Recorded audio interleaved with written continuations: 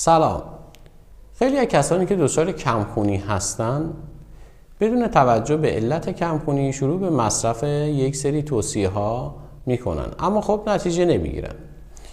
باید در نظر داشت کسانی که دچار فقر آهن هستند باید از سیب درختی یا آب سیب یا خرما استفاده کنند. افرادی که دچار کمبود ویتامین B12 هستند بهتره که یک وعده غذایی از کباب استفاده کنند و افرادی که دچار کمبود اسید فولیک هستند برای درمان کمخونیشون بهتره که از لبو، کاهو و سبزی خرفه که سرشار از اسید فولیک است استفاده کنند.